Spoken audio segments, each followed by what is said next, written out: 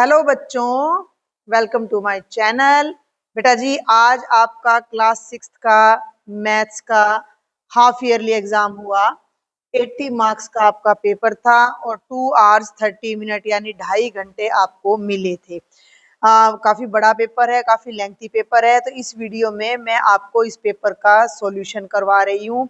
ये इंस्ट्रक्शन है जिसमें आपको बताया गया है कि पहले सेक्शन में 25 प्रश्न हैं जो एक एक नंबर के हैं। दूसरे सेक्शन में 26 से 31 तक के ये 6 प्रश्न हैं जो 2-2 नंबर के हैं। तीसरे सेक्शन में 3-3 नंबर के प्रश्न हैं और सेक्शन डी में 5-5 नंबर के हमारे प्रश्न आए हैं। तो जल्दी से पहले हम सेक्शन ए यानी 1 नंबर के क्वेश्चन का सॉल्यूशन करेंगे। मैं साथ साथ में जो भी इसमें डिटेल होंगी वो आपको समझाऊंगी भी। पहला प्रश्न है, दोनों मीडियम में लेंगे बच्चे। Which of the following is not equal to 16? निम्नलिखित में से कौन सा 16 के बराबर नहीं है? ठीक है, तो इनको हल कर लो भाई। 12 जमा 6 में से 2 गए 4, 16 आ गया। इसका तो उत्तर 16 आ गया, ये नहीं है हमारा उत्तर। 12 में से 9 गए 3 और जमा 13, ये भी 16 आ गया, तो ये भी हमारा उत्तर नहीं है। 4 और 2 6 और 8, हमारा उत्तर 14 आ गया, तो ये बनेगा हमारा उत्तर। यहाँ देखो 20 घटा 4 में से 0 गया 4, इसका उत्तर भी 16 आ गया, तो ये भी नहीं है। तो पहले का सही आंसर सी हो जाएगा। दूसरे पर आ जाओ। कंप्लीट द पैटर्न, पैटर्न को पूरा करें। 2 है, 2 के बाद 7 है, फिर 2 खाली स्थान है, 22 है और 27 है। भाई 2 और 7 में 5 का फर्क है, तो 7 5 जुड़ रहा है 2 में जब 7 आ रहा है। अगर मैं 7 में 5 जोड़ दूं तो यहाँ 12 आ जाएगा। अगर मैं 12 में 5 जोड़ दूं तो यहाँ 17 आ जाएगा। और आप ध्यान से देखो तो ये 17 में 5 जुड़कर ही 22 आ रहा है और 22 में 5 जुड़कर ही 27 आ रहा है। तो हमारा पैटर्न पूरा कर रहा है 12 और 17। तो 12 और 17 यानी कि दूसरे क्वेश्चन का जो ऑप्शन बी है वो हमारा करेक्ट आंसर आ जाएगा। ऑप्शन बी में ही 12 और 17 आया है। तीसरे पर आ जाओ। The angles more than 0 and less than 90, 0 से अधिक और 90 से कम का कोण हमेशा न्यून कोण कहलाता है। चौथे प्रश्न पर आ जाओ। In the options given below find the smallest value to fill in the blank so that this number is divisible by 3। नीचे दिए गए विकल्पों में से ये 4 उत्तर दिए गए हैं, इनमें वह सबसे छोटा मान ज्ञात करो जो रिक्त स्थान की पूर्ति करे ताकि ये वाली संख्या, यहाँ कोमा लगा हुआ है, 3 से विभाज्य हो। बहुत ध्यान से देखना भाई, बहुत ध्यान से देखना कि ये एक नंबर है जिसे हमने बताना है कि वो 3 से भाग हो रहा है। अब ये संख्या को 3 से विभाजित करना है, यानी कि 3 से भाग हो जाए। मैं आपको नियम बता दूं, 3 की विभाज्यता का नियम याद दिला दूं। मान लीजिए मैंने ले लिया 243 और मुझे बिना भाग करे बताना है कि ये 3 से भाग हो रहा है कि नहीं। तो इसके अंकों को जोड़ दो। अंकों का जोड़ 4 2 6 3 9 आ गया। 9 3 से पूरा पूरा भाग होता है, तो ये संख्या भी 3 से पूरी पूरी भाग होगी।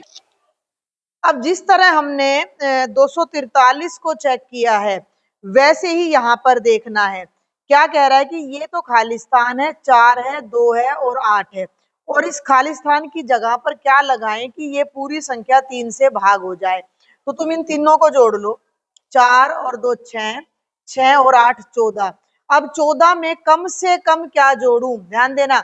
14 में कम से कम क्या जोड़ू कि वो 3 की टेबल में आ जाए। 3 तियानो 3 चौके 12, 3 पंजे 15, 3 6 18। तो 14 से एकदम बड़ा 15 उत्तर। 15 कब आएगा? 15 कब आएगा? जब मैं 14 में 1 जोड़ूंगी।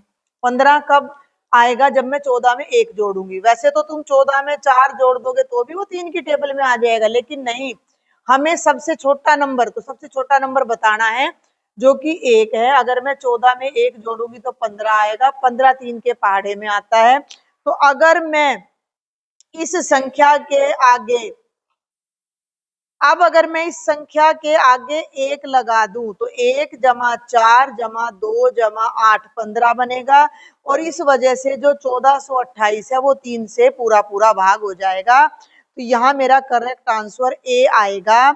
ऑप्शन नंबर ए चौथे का आंसर हो जाएगा। 5वें पर आ जाओ, ट्विन प्राइम्स या जुड़वा अभाज्य संख्याएं बतानी है। ट्विन प्राइम्स वो होते हैं जिनमें 2 का अंतर होता है, जिनको घटाने पर 2 आए। अब 17 और 23 में कितने का अंतर है? 6 का। 5 और 11 में भी 6 का। 7 और 9 में अंतर तो 2 का है, लेकिन जो 9 है वो अभाज्य संख्या नहीं है। 17 और 19 में 2 का अंतर है, तो ये हमारी जो है 17 और 19 का जो जोड़ा है वो दोनों अभाज्य संख्याएं हैं जिनमें 2 का फर्क है, तो ये हमारा ट्विन प्राइम हो जाएगा। तो 5वें का उत्तर डी ऑप्शन आएगा। छठे पे आ जाओ, angle which is more than 180 and less than 360, जो 180 से ज्यादा और 360 से कम हो। 180 से ज्यादा हो तो उसे हम प्रतिवर्ती कोण बोलते हैं, इंग्लिश में बोलो तो रिफ्लेक्स एंगल बोलते हैं, तो बी आ जाएगा। 7वें पर आ जाओ, which branch of mathematics studies patterns in whole numbers. Numbers number theory में पढ़े जाते हैं। गणित की कौन सी शाखा पूर्ण संख्याओं में पैटर्न पढ़ती है? तो संख्या को संख्या पद्धति में पढ़ा जाता है, तो ऑप्शन सी करेक्ट आंसर हो जाएगा। अब 8th पर आ जाओ, 1 3 6 10 15 कौन सी संख्याएं? These are called which number? Square number, triangular, hexagonal, cube. तो ये ट्रायंगुलर नंबर है। ट्रायंगुलर नंबर क्यों है? 1, अब 3 लेंगे तो ट्रायंगल बन गया। अब हम 2 और 3 और 2 5 और 1 6, देखो ना 1 और 2 और 1 3 और 3 6, तो 6 नंबर से भी ट्रायंगल बन गया।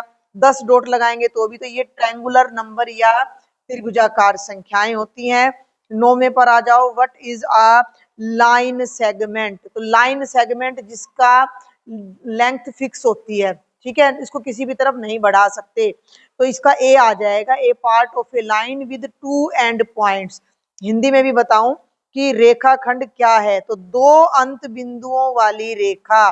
भाई एक पॉइंट ये ले लिया और एक पॉइंट ये ले लिया, और दोनों को जब मैं ऐसे मिलाऊंगी तो ये फिक्स लंबाई आएगी, तो ये रेखाखंड होगा। तो सही उत्तर ऑप्शन ए आ जाएगा 9th का।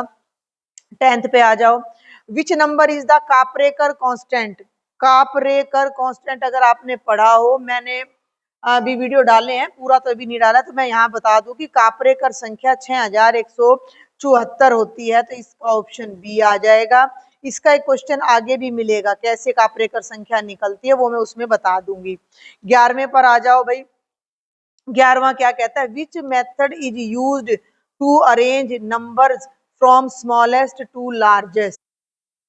यानी कि संख्याओं को सबसे छोटी से बड़ी संख्या में व्यवस्थित करने के लिए किस विधि का उपयोग किया जाता है? छोटी क्लासों में भी करते आ रहे हैं हम, 4th 5th में, उसे हम बोलते हैं आरोही क्रम या असेंडिंग ऑर्डर, जो कि हमारा ऑप्शन बी है, बढ़ते क्रम में लिखना। 12वें पर आ जाओ, find the next 2 terms of. अगले इसके अगले 2 पद बताने हैं आपने, अगले 2 पद बताने हैं, बहुत आसान है भाई। देखो इनमें कितने का फर्क है? 2 2 का 2 और 2 4, 4 4 और 2 6, 6 और 2 8, 8 और 2 10, तो 10 के बाद क्या आ जाएगा? 12, और 12 के बाद 14, तो 12 और 14 ऑप्शन डी हो जाएगा। 13वें को फिर से देखो, पैटर्न को देखें और निम्नलिखित को पूरा करें। Observe the pattern. 1 4 9 16 25 ये पूर्ण वर्ग संख्याएं हैं। देखो 1 4 9 16 25, 1 का मतलब 1 गुणा 1 है, 4 का मतलब 2 गुणा 2 है, 9 का मतलब 3 गुणा 3 है, 16 का मतलब 4 गुणा 4 है, और 25 का मतलब 5 गुणा 5 है। तो 25 के बाद क्या आना चाहिए?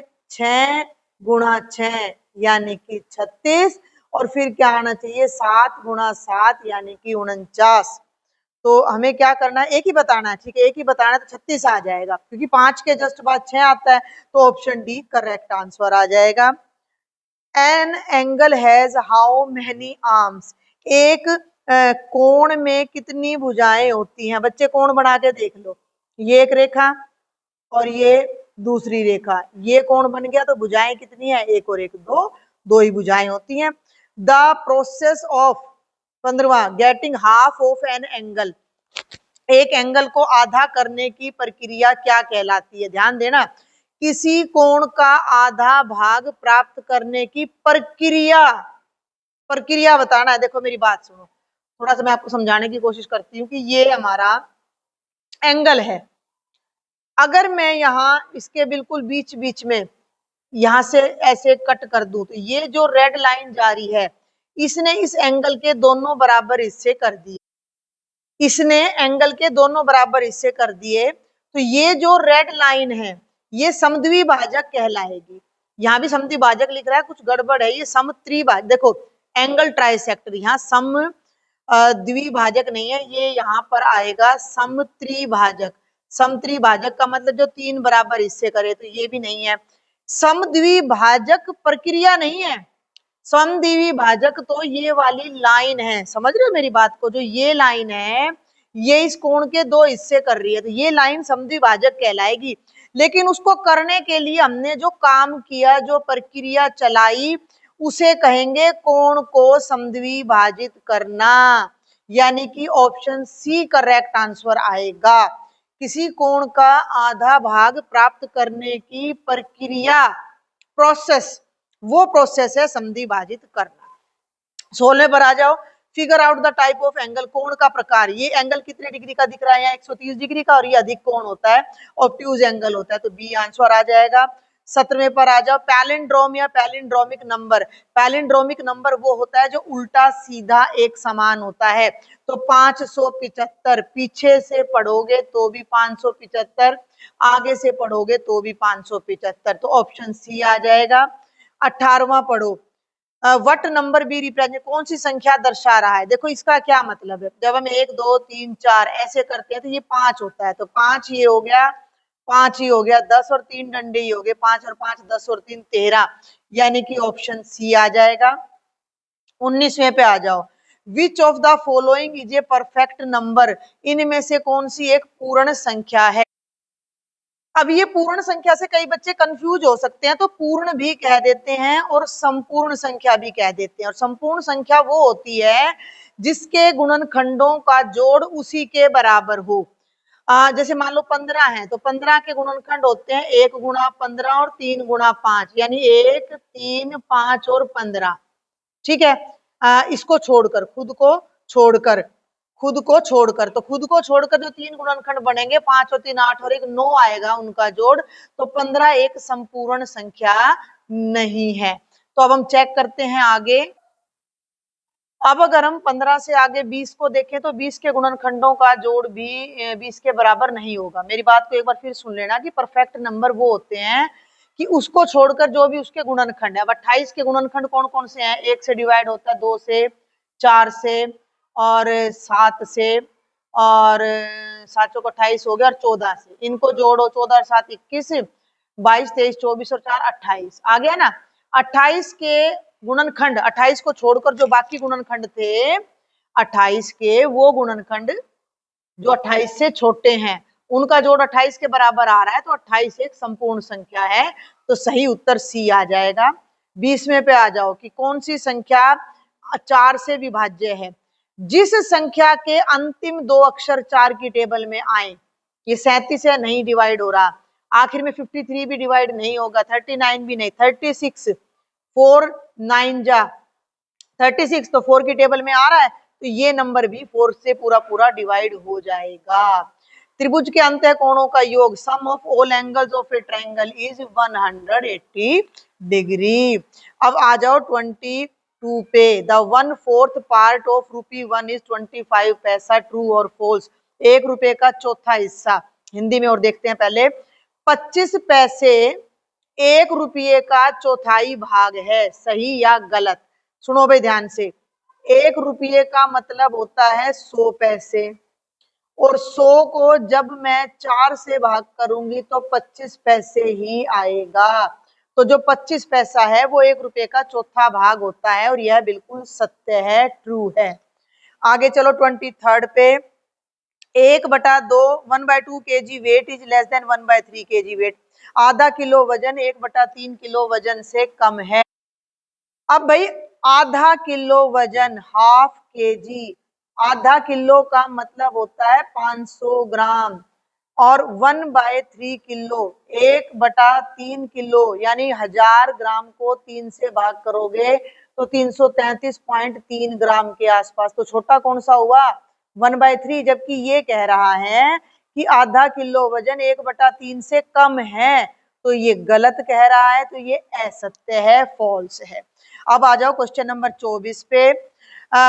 The value of 19/5 as decimal is 3.8। 19/5 का दशमलव। तो अभी मैं 19 को आपको 5 से भाग करके दिखा देती हूँ। दशमलव में हम अभी बदल देते हैं इसको, कि ये 19 लिखा, और जब मैं 5 से भाग करूंगी तो बच्चे 5 तिये 15, 9 में से 5 गए 4। अब यहाँ दशमलव के बाद 0 लगाएंगे और इस 0 को नीचे लेंगे तो 40, तो 5 8 40, खत्म हो गया और 3.8 आ गया, यानी कि ये बिल्कुल सत्य कह रहा है। और लास्ट पर आ जाओ। Straight angle will have greater measure than obtuse angle. बहुत ध्यान से समझना। स्ट्रेट एंगल होता है बच्चे 180 डिग्री का, और ऑब्ट्यूज होता है 180 से बड़ा। ठीक है, फिर सुन लो। रिजु कोण या सरल कोण ये होता है 180 डिग्री का, और अधिक कोण होता है 180 से बड़ा। जबकि ये उल्टा कह रहा है, ये कह रहा है कि जो रिजु कोण है वो अधिक कोण से अधिक है। बिल्कुल गलत कह रहा है भाई। अधिक कोण तो 181 का, 185 का, कितने का भी हो सकता है, तो ये ज्यादा है। जबकि बुक वाला कह रहा है कि ये ज्यादा है, तो बुक वाला गलत कह रहा है, तो ये असत्य है। तो ये आपका पूरा सेक्शन ए था। अब हम सॉल्व करेंगे सेक्शन बी, जिसमें 2-2 नंबर के क्वेश्चन आएंगे। देखो जरा। Write all steps to convert number 22 to Collatz conjecture. संख्या 22 को कोलॉज अनुमान प्राप्त करने के सभी चरण लिखें। देखो क्या है कोलॉज का। अगर कोई संख्या सम है तो उसे कोलॉज तक पहुंचाने के लिए हम उसे आधा करते हैं। सुन लेना मेरी बात को। और अगर कोई संख्या विषम है तो उसे कोलॉज तक पहुंचाने के लिए उसके तिगुने में यानी 3 से गुना करके उसमें 1 जोड़ते हैं। क्लियर हो गया? और तब तक करते रहते हैं जब तक हमारा उत्तर 1 ना आ जाए। तो अभी 22 को पहुंचाना है, तो 22 लिखेंगे। 22 से अगली संख्या तुरंत लिख देंगे। 22 एक सम संख्या है, ध्यान देना भाई। सम संख्या पे कौन सा नियम है और विषम संख्या पे कौन सा नियम है, ये ध्यान देना है। अब जो 22 है वो सम संख्या है, तो इसको मैं क्या कर दूंगी? आधा कर दूंगी। तो 22 का आधा करूंगी तो 11 आ गया।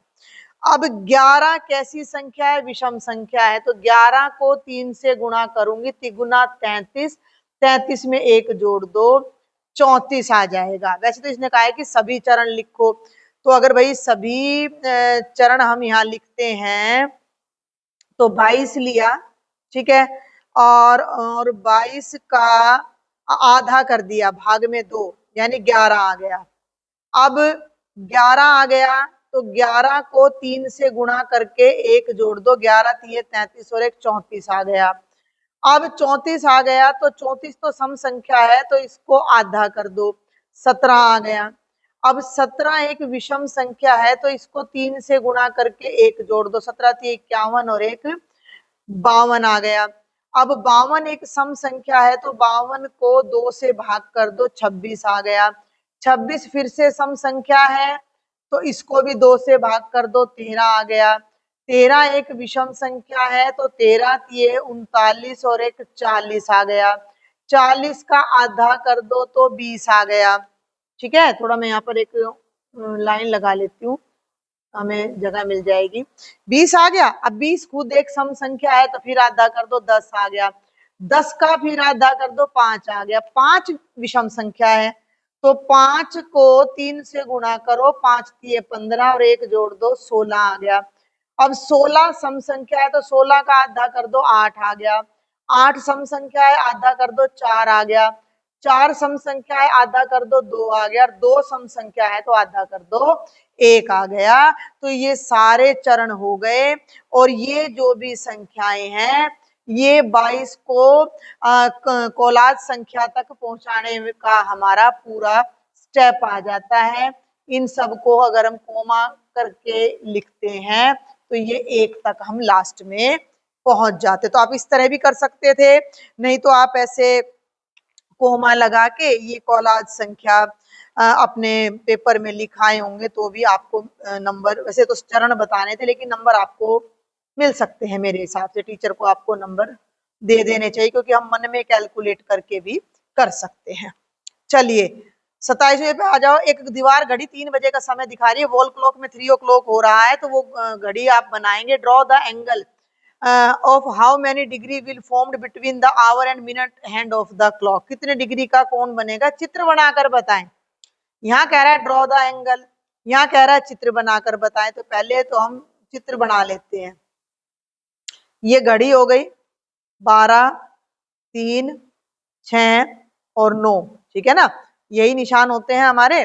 लगभग यहाँ कर लेते हैं। तो ये हमारा 3 का है, ये 6 है, ये 12 है और ये 9 है। और हम रेड कलर से घड़ी की सुइयां बना लेते हैं। ये सेंटर हो गया, ये आवर हैंड हो गया, ये मिनट हैंड हो गया और ये 3 बज गया। तो ये कितने डिग्री का एंगल है, 90 डिग्री का। घड़ी की घंटे और मिनट की सुइयों के बीच कितने डिग्री का कोण बनेगा, तो आप लिख देना, पूरा लिख देना। पूरा लिख दिया होगा आपने कि घड़ी की मिनट और घंटे की सुइयों के बीच 30 डिग्री का कोण बनेगा। चित्र हमने बनाकर बता दिया। इसको तुमने ऐसा करना था बल्कि पेपर में कि उसकी सहायता से, डी की सहायता से या फुटे की सहायता से बिल्कुल सीधा बना के आना है। अब आगे चलते हैं। पेपर लंबा है लेकिन इतना मुश्किल नहीं है। 28 पे आ जाओ।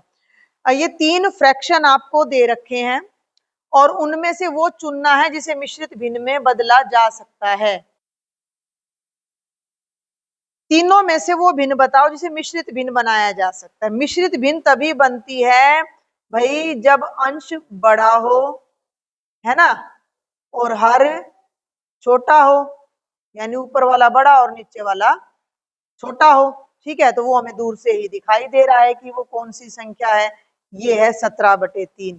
तो यहाँ पर आप सॉल्यूशन लिखोगे 17/3 और यहाँ 17 को 3 से भाग करके 3 पंजे 15, 7 में से 5 गए 2। और कैसे लिखते हैं मिश्रित भिन्न, पता है ना, 5 सही 2/3, 5 सही 2/3। आगे चलते हैं। I am a 4 digit number, मैं एक 4 अंकों की पैलिंड्रोम नंबर हूँ। I can be written as a cube of 11, make me. मैं 4 अंकों की विलोम पद संख्या हूँ और मुझे 11 के घन के रूप में लिखा जा सकता है। सबसे पहले तो 11 का घन का मतलब होता है बच्चे 11 गुणा 11 गुणा 11। 11 को 11 से गुणा करोगे तो 121 आएगा और 121 को 11 से गुणा करोगे तो 1331 आएगा। 1331 पैलिंड्रोम संख्या है, क्योंकि आगे से पढ़ोगे तो भी वही है और पीछे से पढ़ोगे तो भी वही है। तो बिल्कुल आसान है, मुझे बनाइए तो हमने बना दिया। अब देखो भाई क्वेश्चन नंबर 30। क्वेश्चन नंबर 30 क्या कहता है कि mark the super cell in the table below. दी गई तालिका में महाकोष्ठ को चिन्हित करें। तो महाकोष्ठ क्या होता है कि जितने भी नंबर्स दे रखे हैं सबको बारी बारी से अपना चेक करो और कोई ऐसा नंबर जिसके अगल बगल में उससे छोटे नंबर हो, जैसे ये 6828 है और उसके बगल में 670 उससे छोटा है, तो ये महाकोष्ठ हो जाएगा। लेकिन अगर मैं 670 की बात करूं तो इसके बगल का अगर एक नंबर भी इससे बड़ा है तो ये महाकोष्ठ नहीं होगा। फिर 9435 पर आ जाओ तो इसके लेफ्ट वाला नंबर भी इससे छोटा है और राइट वाला नंबर भी इससे छोटा है, तो ये महाकोष्ठ हो जाएगा। समझ रहे हो ना। अब 3780 के बगल में इससे बड़ा नंबर है तो ये महाकोष्ठ नहीं होगा। हम इन महाकोष्ठ को मार्क कर लेते हैं। एक तो ये है भाई हमारा महाकोष्ठ, एक ये है महाकोष्ठ। ठीक है, समझ में आ रहा है। अब इसको देखें तो इससे अगला नंबर बड़ा है तो ये भी महाकोष्ठ नहीं है। इसको देखें तो ये तो छोटा है लेकिन इससे बड़ा 8000 है तो ये भी महाकोष्ठ नहीं है। तो ये तीनों महाकोष्ठ नहीं है। लेकिन अगर मैं 8000 पर जाऊं तो इसके लेफ्ट वाला नंबर भी इससे बड़ा है और राइट वाला नंबर, सॉरी, लेफ्ट वाला नंबर भी इससे छोटा है और राइट वाला नंबर भी इससे छोटा है, तो ये भी आपका महाकोष्ठ यानी सुपर सेल हो जाएगा। तो इस तरीके से इस क्वेश्चन में हमारे 3 सुपर सेल आ जाते हैं। अब आगे चलते हैं और अब देखो question number 31, make an equivalent fraction of 42/60 with denominator is 10। 42/60 की तुल्य भिन्न बनाइए जिसमें हर 10 हो। भाई ये 42/60 है और यहाँ नीचे 10 आना चाहिए। अब 10 कब आएगा? जब 60 को 6 से भाग करेंगे, तो ऊपर भी 6 से भाग कर दो और नीचे भी 6 से भाग कर दो। ठीक है, तो ये हो जाएगा 6 7 42 और 6 ढाई 60 करके भी देख सकते हो। 42 को 6 से करो, है ना, तो 6 7 42 आ गया और 60 को बच्चे 6 से भाग करोगे तो 6 एकम 6, ऊपर से तारी 0 तो ना जाने की 0, तो 6 ढाई 60। तो ये 42/60 को हमने 7/10 के रूप में लिख दिया, जो कि उसकी तुल्य भिन्न हो गई, जिसके हर में 10 आ गया। अब आ जाओ सेक्शन सी पे, 3-3 नंबर के क्वेश्चन है, ये भी बहुत आसान है। कंप्लीट द टेबल, तालिका पूरी करो। पूरी करने का मतलब नंबर लिखना है। टैली मार्क्स आपको दे रखे, तो जलेबी खाने वाले ये 5 और एक 6, 5 7 6 7 8 और 9, 5 और 5 10 और 11 12 और 13 हो गई तालिका पूरी। 3 नंबर मिल गए आपको। आगे आ जाओ 33वें पे, इंग्लिश में भी है कि स्टूडेंट्स दे रखे हैं, स्कूल के बच्चे किस किस साधन से जा रहे हैं। बस से 16, बाइसिकल से 9, वॉक से 8 एंड ऑटो से 6। Which mode of transport do the student use? List सबसे कम और कुल बच्चे।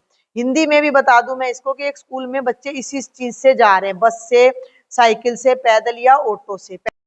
अब इसमें प्रश्नों से पहले यहाँ पर ध्यान दें कि कहा गया है कि तालिका के अनुसार ग्राफ बनाएं। पहले ये करना है और फिर इन दोनों प्रश्नों के उत्तर देने हैं। बाकी इन प्रश्नों के उत्तर तो हम पहले ही दे लेते हैं कि छात्र परिवहन के लिए किस साधन का सबसे कम उपयोग करते हैं।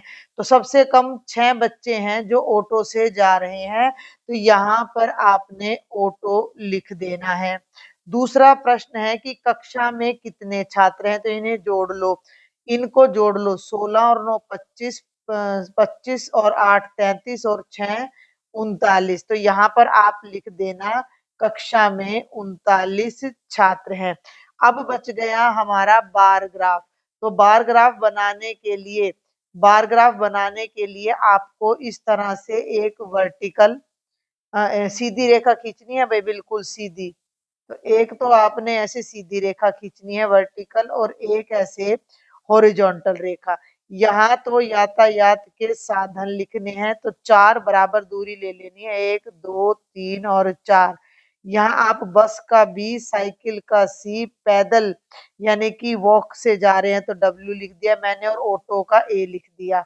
और अब संख्या जो है आप देखो तो 16 9 8 और 6 हैं, तो 2 और 2 4 और 2 6 और 2 8 और 2 10 और 2 12 13 14 16 और 18 ऐसे आप निशान लगा लेना। 2 4 6 8 10 12 14 16 और 18। अब बस से 16 बच्चे जा रहे हैं, तो बस से पहले मैं एक आइडिया दे दूं कि बस से 16 तक आपने इस तरह का एक आलेख दंड बनाना है। ठीक है, तो बस से एक सीधी रेखा खींचो और 16 तक ले जाओ और एक और सीधी रेखा खींचो, उसे भी 16 तक ले जाओ और ये मिला दो। ठीक है, तो ये हमारा बस का बार ग्राफ बन जाएगा। यहाँ 16 लिख दो। अब साइकिल पे 9 बच्चे जा रहे हैं, तो 9 कहाँ मिलेगा? ये ध्यान दो, ये 8 है और ये 10 है, तो इन दोनों के बीच में यहाँ 9 मिलेगा। तो मैं 9 पर यहाँ रेड पेन का मार्क लगा देती हूँ कि ये 9 है। क्लियर हो गया?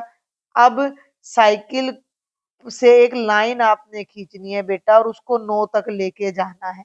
आप ऐसे अपनी सीधाई चेक कर लेना फुटे से, इस तरीके से। क्लियर हो गया? अब सी से एक दूसरी लाइन और खींचनी है जो पिछले जितनी ही चौड़ी हो। ठीक है, एक बात का ध्यान रखना है कि जितना गैप इन दोनों में है उतना ही गैप यहाँ होना चाहिए। तो ये आ गया 9। अब आ जाओ पैदल, पैदल जा रहे हैं 8 बच्चे, तो 8 का निशान आपको दिखाई दे रहा है, ये 8 है तो ये यहाँ तक क्लियर है।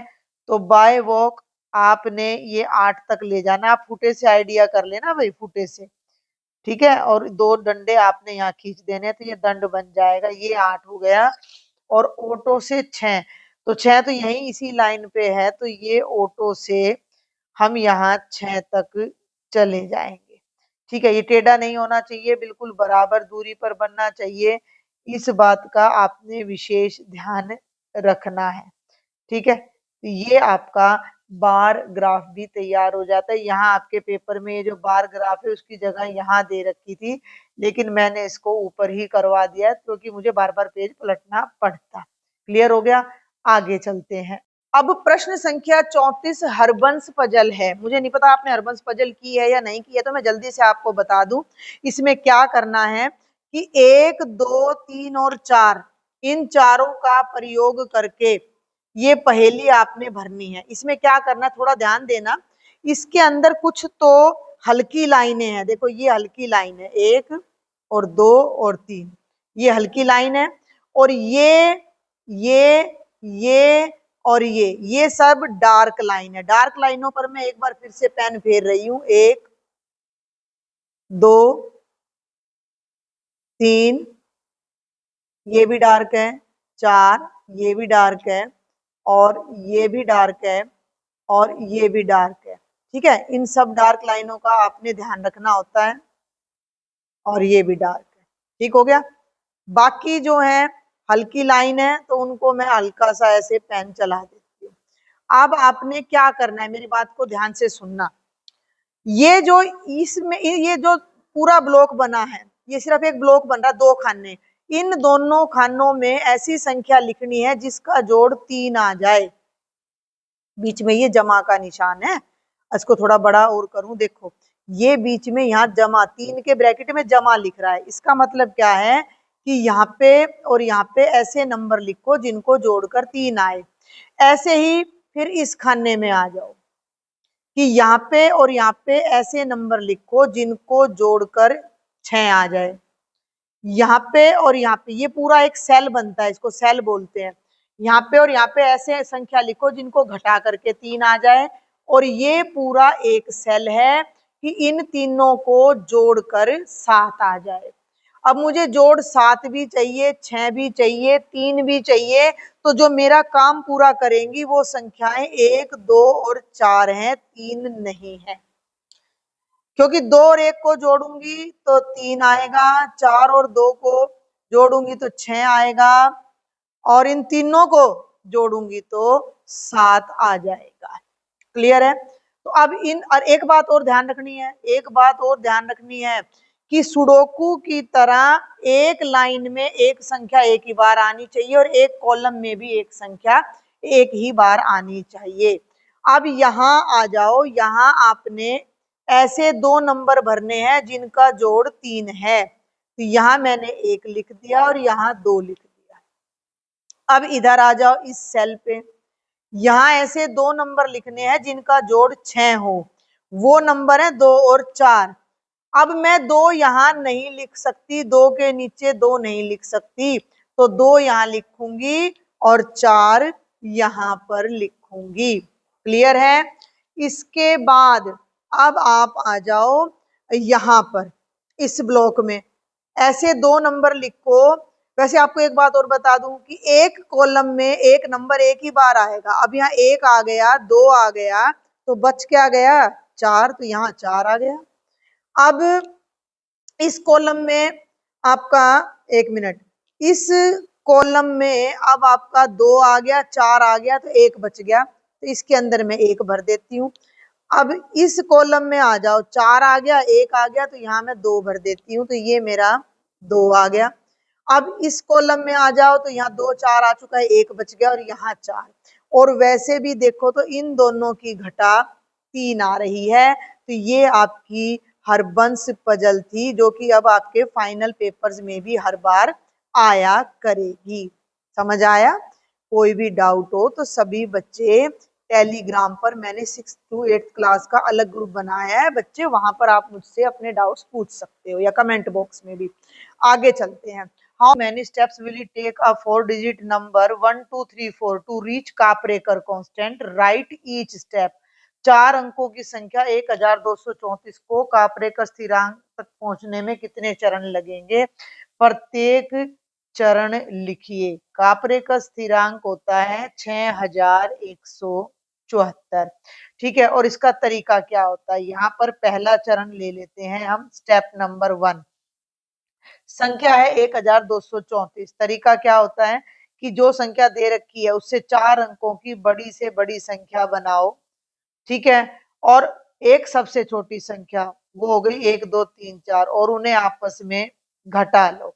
11 में से 4 गए 7, 11 में से 3 गए 8 और 2 में से 2 गए 0 और 4 में से 1 गया 3। ये हो गया हमारा पहला चरण।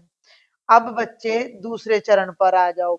दूसरे चरण में क्या करेंगे कि ये जो नई संख्या आई है 3087 जो आया है, इसका यूज करके, यहाँ पहले मैं लिख दूं, हमने 1234 को यूज करके सबसे बड़ी संख्या बनाई थी, तो इसको यूज करके सबसे बड़ी संख्या बनाओ 8730 और फिर सबसे छोटी संख्या बनाओ 0378। इनको घटा लेंगे तो ये आ जाएगा 10 में से 8 गए 2, 12 में से 7 गए 5, 6 में से 3 गए 3 और यहाँ आ जाएगा 8।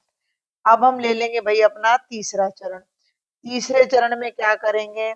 जब तक 6174 आए तब तक करते रहेंगे। अब ये संख्या आ गई ना 8352, तो इससे सबसे बड़ी संख्या बना लो 8532, 8532 और सबसे छोटी संख्या हो जाएगी 2358। घटाओ, 12 में से 8 गए 4, 12 में से 5 गए 7, 4 में से 3 गया 1 और 8 में से 2 गए 6। आ गई कापरेकर संख्या। तो ये पूछ रहा है कि कितने चरण लगेंगे, तो हम यहाँ ये लिख देंगे कि इसको करने में हमें 3 चरण लगेंगे। क्लियर हो रहा है? आगे बढ़ते हैं। अब देखो प्रश्न संख्या 36। A leap year has dash days. एक लीप वर्ष में 366 दिन होते हैं भाई, बिल्कुल सिंपल।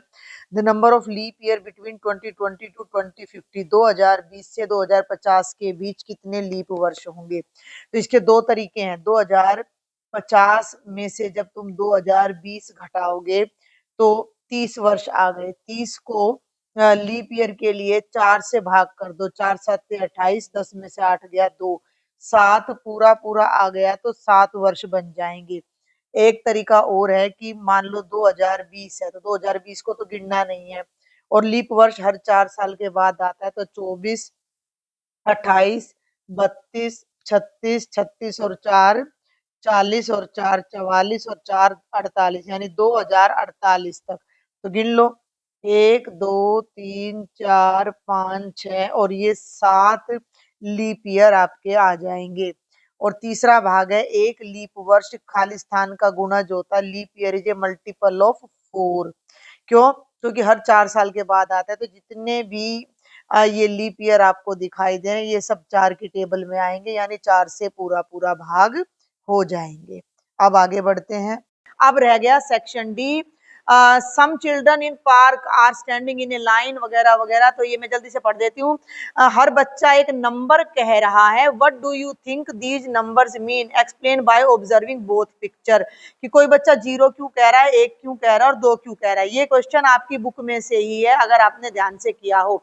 एक पार्क में कुछ बच्चे पंक्ति में खड़े हैं।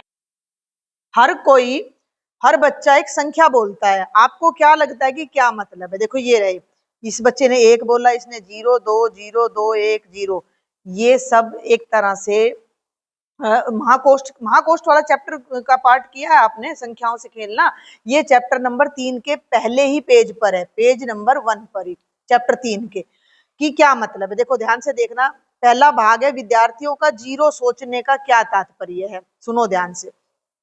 ये बच्चा जो 1 बोल रहा है ना, तो इसके बगल वाला इससे लंबा है। ये बच्चा जो 0 बोल रहा है, इसके बगल में 2 बच्चे खड़े हैं और दोनों ही उससे छोटे हैं। यानी ये कह रहा है कि कोई भी बच्चा मेरे से लंबा नहीं है। 0 बच्चे मेरे से लंबे खड़े हैं मेरी बगल में, इसलिए इसने 0 बोला। अब ये लड़की 2 बोल रही है, क्यों? इसके बगल में जो ये लड़का खड़ा है ये भी इससे लंबा है और ये लड़की भी इससे लंबी है, तो ये बीच वाली लड़की क्या कहना चाह रही है कि भैया मेरे बगल के दोनों बच्चे मेरे से लंबे हैं, तो मेरी संख्या 2 है।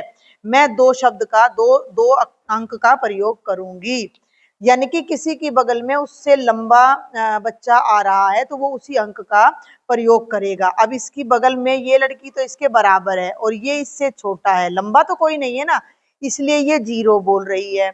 इस बच्चे के बगल वाली इधर वाली लड़की छोटी है, लेकिन ये वाली इससे लंबी है, तो ये 1 का प्रयोग कर रहा है। अब ये लड़की 2 क्यों बोल रही है? क्योंकि ये दोनों इससे लंबे हैं। क्लियर हो रहा है? मेरी बात समझ में आ रही है? तो आपको समझ आया ना भी, मतलब ये अब ये बच्ची है, मान लो ये 1 कह रही है, तो 1 का मतलब ये इसकी हाइट यहाँ है, इसकी हाइट यहाँ है, तो इससे एक बच्चा लंबा है, ये वाली तो इससे छोटी है। तो हर बच्चा अपने आसपास वालों को देख रहा है, ये बच्ची अपने अगल बगल वालों को देख रही है। जितने बच्चे बगल में तो 2 ही खड़े हैं, एक इस तरफ खड़ा है एक इस तरफ, अगर दोनों के दोनों उससे लंबे हैं तो वो 2 बोल रही है, दोनों के दोनों उससे छोटे हैं तो वो 0 बोल रही है। जैसे ये वाला बच्चा 0 बोल रहा है, एक बच्चा लंबा एक छोटा है तो वो 1 बोल रहा है। समझ में आ गई बात? तो अब इन प्रश्नों का अब आपने उत्तर देना है कि विद्यार्थी का 0 सोचने से क्या तात्पर्य है। तो आप लिख देंगे कि 0 सोचने से क्या तात्पर्य है। आप लिखो कि 0 सोचने का क्या तात्पर्य है कि विद्यार्थी 0 सोचता है यदि उसके बगल में, बगल ही बोला जाएगा ना, साइड में खड़े हैं, तो कोई भी बच्चा उससे लंबा नहीं है। मैंने उत्तर यहीं लिख दिया है, वैसे नीचे शायद स्पेस है उसमें। कोई भी बच्चा उससे लंबा नहीं है, तो वो 0 बोल रहा है। देखो यहाँ पे स्पेस है आपका, तो ये जो चीज है जो मैंने यहाँ लिखी है, इसको हिसाब से तो आपको नीचे लिखना था। ठीक है, तो हम भी इसको यहाँ से कट करके और नीचे ही लिख देते हैं। यहाँ लिखना था आपको इसे।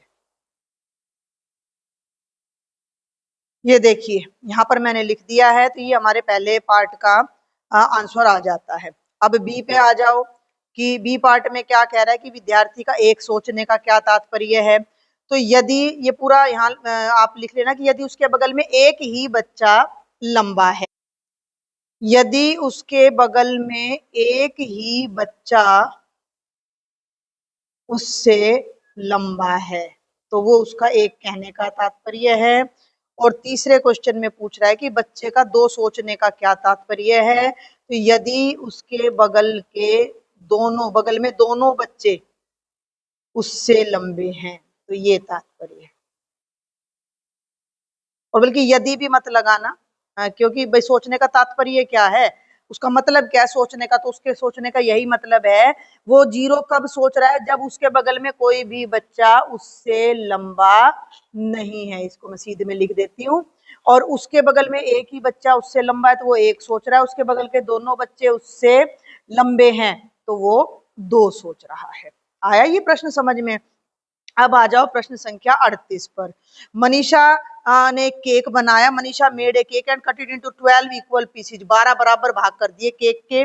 She gave 5 pieces to her brother. भाई को 5 दिए। 3 पीसेज टू यंगर सिस्टर। छोटी को 2 खुद ले लिए। तो ये प्रश्नों के उत्तर देने कि खुद कितना खाया और भाई को कितना दिया। हिंदी में भी बता दूं कि मनीषा ने एक केक को 12 बराबर टुकड़ों में काटा, 12 टुकड़े कर दिए। उसने 5 टुकड़े भाई को दिए। तो केक आपको ये पूरा करना था कि केक के कुल टुकड़े कितने थे? 12 भाई को दिए। ठीक है ना, 5 नंबर का प्रश्न तो थोड़ा लिखना बनता है। भाई को कितने दिए? 5। 3 टुकड़े किसको दे दिए? छोटी बहन को दिए भैया 3 टुकड़े। स्वयं खाए क्या नाम है लड़की का? मनीषा। तो मनीषा ने खुद कितने टुकड़े खाए हैं? 2। अब निम्नलिखित प्रश्न का उत्तर दीजिए। पहला भाग, मनीषा ने केक का कितना भाग खाया? देखो बच्चे, मनीषा ने केक के मान लो 12 भाग कर दिए। ठीक है भाई, एक आयताकार शेप में मैं केक बना लेती हूँ फिलहाल, तो वे आपको एक समझाने के लिए। कि ये केक है, तो 1 2 3 4 5 6 7 8 9 10 और एक और बढ़ा लो 11 और 12 भाग हो गए। अब 12 में से मनीषा ने खुद कितने खाए हैं? 1 और 1 2। तो भाग कैसे लिखा जाता है वो अब आपने देखना है। मनीषा ने केक का कितना भाग खाया? तो आपने लिखना था मनीषा ने केक का जितना भाग खाया बराबर है 12 में से 2 ही भाग खाया, तो 2/12 आ जाएगा। वैसे तो हम इसको भाग करके लिखते हैं, तो 2 एकम तो 2 छिक्के 12, पर आपका ये आंसर भी ठीक है। अभी आप केवल 2/12 करो। और केक का कितना हिस्सा भाई को दिया? तो यहाँ लिखोगे मनीषा ने भाई को हिस्सा दिया। भाई को कितना हिस्सा दिया मनीषा ने? तो 5 पीस दिए 12 में से, तो आप 5/12 लिखोगे। ये सिंपल सा बहुत ही आसान सा प्रश्न था। और अब आ जाओ क्वेश्चन नंबर 39 पर। Explain the divisibility bye 5, explain the divisibility bye 8। भाई 5 से विभाज्यता और 8 से, यानी कि कोई नंबर 5 से कब भाग होता है और कोई नंबर 8 से कब भाग होता है। मैं जल्दी से इनको लिख देती हूँ। तो ये देखिए मैंने रिटर्न फॉर्म प्रिंटेड फॉर्म में ही यहाँ लिख दिया है। यदि मैं समझा देती हूँ, यदि किसी संख्या का इकाई का अंक 0 या 5 है, भाई 5 की टेबल देख लो ना, 5 10 15 20 25 सबके पीछे 0 या 5 आ रहा है। तो किसी संख्या के पीछे 0 या 5 आ रहा है तो वह संख्या 5 से विभाजित होती है। और 8 से विभाजित है यदि किसी संख्या के अंतिम 3 अंक, अगर कोई भी संख्या ले लो, कोई भी संख्या, मान लो मैंने ले लिया 4512, ये 512 8 से भाग होता है 100%, तो 4512 भी 8 से भाग होगा। तो अगर किसी संख्या के अंतिम 3 अंक 8 से विभाजित हो रहे हैं तो वह संख्या भी 8 से विभाजित होती है। इतना सा छोटा सा प्रश्न था। और अब आ जाइए पैटर्न का प्रश्न है ये हमारा, कि अगले 2 चरणों तक पैटर्न को पूरा करो। Complete the pattern in next 2 steps. थोड़ा समझें। 1 डॉट 3, एक था, एक के नीचे 2 कर दिए, यहाँ 2 तक थे 3 कर दिए, 3 तक था 4 कर दिए, 4 तक था तो 5 कर दिए। अब 5 है तो हमने कहाँ तक करने हैं? हमने 6 तक करने हैं। 1 फिर 2 और फिर 3 फिर 4। देखो ना 1 2 3 4 5 तक तो था ही, 1 2 3 4 5। अब आपने 1 2 3 4 5 6 लेने हैं और अगले में 7 तक लेने हैं। 1 फिर ये 2 फिर ये 3 फिर 4 5, थोड़ा आप सफाई से बना लेना, फिर 6 और 1 2 3 4 5 6 7। ठीक है, समझ आ गया? आगे बढ़ू मैं। 41वां है, ऑब्जर्व द पैटर्न को ध्यान से देखें और क्वेश्चन ध्यान से पढ़ना। Calculate the number of upward triangles, ऊपर की ओर बने त्रिभुज, अपवर्ड। ठीक है, यहां ध्यान से पढ़ो कि ऊपर की ओर शीर्ष वाले त्रिभुजों की संख्या, जिनका शीर्ष ऊपर है, यानी कि ये चीज ऊपर है, वो त्रिभुज आपने गिनने हैं। तो ये एक त्रिभुज है, इसमें देखो अब आप 1 2 और 3, 3 है, ये वाला नहीं लोगे बीच वाला। क्यों? क्योंकि ये ऐसे उल्टा बना हुआ है, इसका शीर्ष नीचे बना हुआ है, तो इसको नहीं गिनना आपने। समझ में आ गई मेरी बात? तो 1 2 और 3 हो गया। 1 2, देखो ना ये ऐसे वाले त्रिभुज लेने हैं, 2 3 फिर ये 4 फिर ये 5, पता नहीं लगता सारे मिक्स हो जाते हैं इसके अंदर, इसकी संख्या लिखनी पड़ेगी। 1 2 3 4 5 और 6। जो त्रिभुजाकार संख्या अभी आया नहीं था इसी पेपर में, वही चीज है ये, 10 और 15। फिर 1 2 3 4 5 6 7 8 9 और 10, और ये 15 बनेंगे। देखो 1 2 3 4 5 6 7 8 9 10 11 12 13 14 और ये 15 बन जाएंगे। ये छोटा सा प्रश्न ये था। और अब लास्ट प्रश्न है पेपर का 42वां। Draw any angle and measure its measurement using a protractor. कोई भी कोण बनाए, कोई भी कोण बना लो, 2 रेखाएं खींच लेना, स्केल ले लेना, एक रेखा ये खींच दी और एक रेखा ये खींच दी, बन गया कोण। अब इसको आपने डी का प्रयोग करके मापना है। तो ये वैसे तो क्वेश्चन बहुत ही सिंपल है कि इस एंगल को आपने कंपास की सहायता से मेजर करना, लेकिन इसको समझाने के लिए मैं आपको एक और स्क्रीन पर ले चलती हूँ। ये देखिए बेटा, यहाँ पर मैंने ये एंगल अलग से आपका बना दिया है ये वाला, और यहाँ पर ये मैंने ये अपना प्रोटेक्टर ले लिया है, ठीक है, डी ले लिया है। तो इस डी को आप क्या करोगे, सबके पास ये डी होता है, और एक बार मैं दिखा दूं आपको कि यहाँ आपका ये बीच में इसको ऐसे उठाना है और यहाँ पर आपको इसे रख देना है बिल्कुल सीधा, ठीक है। समझ आ रहा है मैंने कैसे रखा है? अगर आप समझ पा रहे हो तो ये डी का यहाँ पर जो पॉइंट होता है, जहां बिल्कुल सेंटर होता है, उसको देखो ये हमारी लाइन है, तो यहाँ पर इस डी के सेंटर को आपने रखना है। और यहाँ से अब आप अगर ये मेजर करोगे तो लगभग आप देखोगे कि यहाँ ये 30 है, ये 30 डिग्री है, 31, 31, 32।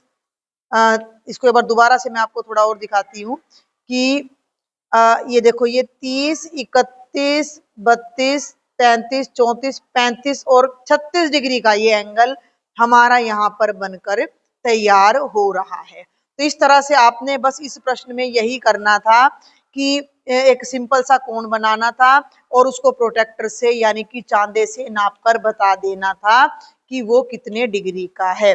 चांदे का प्रयोग मेरे ख्याल से हर बच्चे को समझ आ गया होगा। मैं एक बार फिर बता दूं कि अगर ये मेरे चांदे का को मैंने यहाँ रखना है और ये चांदे का सेंटर यहाँ होता है, यहाँ मेरे पेन की आपको जो मेरे पेन से एक सर्कल बन रहा है वो आपको दिख रहा होगा, वो मैंने इस पे टिकाना है और इसको बिल्कुल सीधा इस लाइन पर रखना है और इसको एंगल को मेजर कर लेना है, ठीक है।